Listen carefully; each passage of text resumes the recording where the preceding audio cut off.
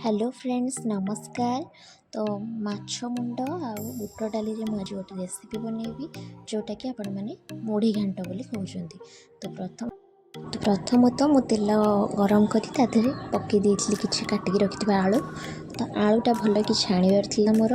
तो आलूटा भल कि छाणला परे से बड़का तेल पकई देइछली किछि चीनीटा कार्मेलाइज्ड होला परे ता देहरे पकई देइछली काटिकी रखिथिबा कंचा पियाज।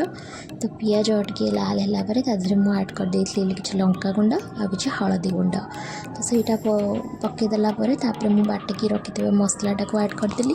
तो ताको टिके भलसे गोळेई देइछली। तो गोड़ेला टिके लुण ऐड करदेली स्वाद अनुसार। तो लुणटा को पकई सारा टे भलसे कषिदेली। कषिला गोटे टमाटो को काटिकी ताधे पकईकिना ताकू भी टे भल कि कषिनेली। तो मसलाटा ये मोर टे कषि होगापर ताधे मुझे ऐड कर देइछली रखिथिबा छाणिकी आलू। तो आलू को भल कि टिके मसला सहित मिसेकी कषि देइछली। तो आलूटा टिके भल कि कषि होला परे ता देहरे मु टिके मीट मसला और टिके चिकन मसला तो ताकू पकईकी टिके भल कि कषि नेली। ताकू सब कषिला परे आपण माने देखि पारथिबे मो मुंडा को पकईकी गुंडा करदेली। तो देखि पारथिबे मुंडा को भलसे मिक्स करदेली टिके माने दरदर खंडा रखिली।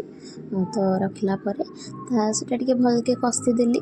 तो कषिला परे तेरे मु पकई देइछली जो सिझेकी रखिथिबा बुट डाली को। आपण माने देखि पारुथिबे बुट डालटा बहुत बढ़िया से सिझी जाइछि। तो पकई देइछली ताको बुट डाली पकैला परे ताको भलसे टिके दीटा मिसेकी कषि देइथिली।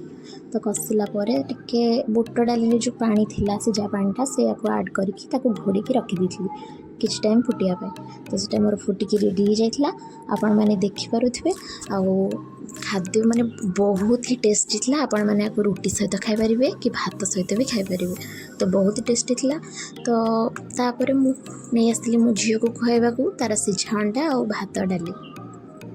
तो ताकू खुआई सारा परे आज ठार तो जो भाया गरम लगिलानी तो मोर नहीं आसली पखाड़ भात सह माछ मुंड और बुट डाली जो रेसिपीटा मुढ़ी घांट। तो ताकू नहीं आसली मोर खाई देइथिली। तो बहुत टेस्टी थिला। तो वीडियोटी भल लगिले निश्चय लाइक शेयर कमेंट करंतु। सब्सक्राइब करिया तो जमा भूलिबेनी। रहिली।